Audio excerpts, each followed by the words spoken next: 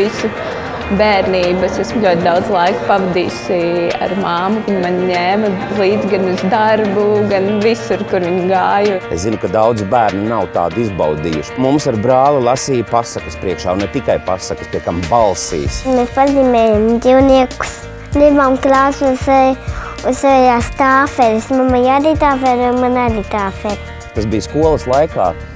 Skatoties, kādas citiem klases biedriem bija mammas, tad man likās, ka mūsējā vispār ir tāda ļoti stingra. Viņa mums ar brāli, protams, atļāva to minimālo punu skaitu uzsist, ja ko katram vajag. Vajag mēli pielikt pie šķūnīša atslēgas, vajag pirkstu pielikt pie cepeškrāsnes. Kaut kādos tīņu gados, kad tev liekas, ka tu esi pats gudrākais, un tad dažreiz bija tā, ka ko tā mamma tur saka, bet es priecājos, ka tas laiks ātri pārgāja, un tagad atkal mums ir ļoti labas attiecības. Viņa vienmēr par mani parūpēsies, atradīs vienmēr laiku, lai par mani parūpētos, un viņa vienkārši ir forša mamma.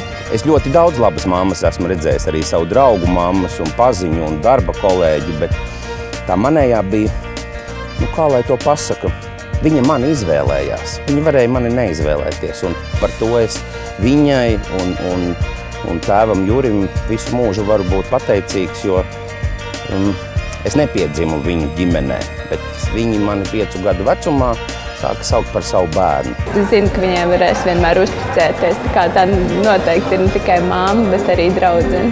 Mana mamma ir iemācījusi dažas dzīvē noderīgas lietas. No mammas es esmu iemācījusies būt patstāvīga. Viņa man to ir gan ļāvusi, gan iemācījusi.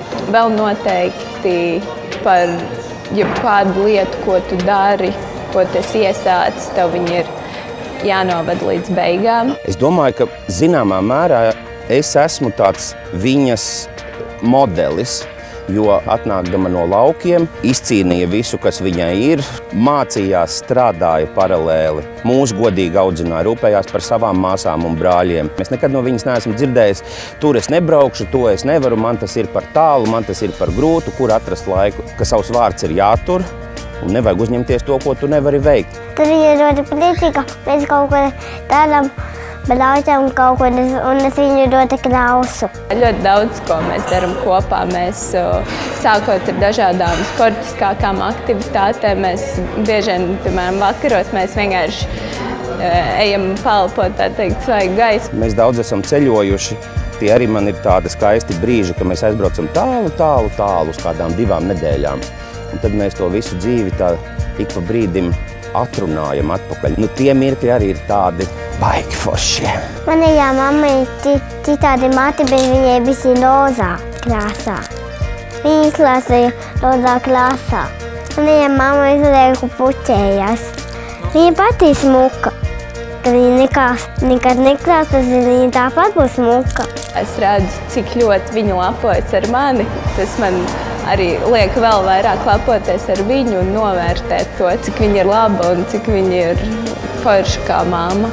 Es savai mammai novēlu to, lai viņa paliek vienmēr tikpat rūpīga par mani un noteikti arī nemainīsies. Un es viņu mīlu. Ko es viņai gribētu novēlēt? Protams, ka veselība pirmām kārtām.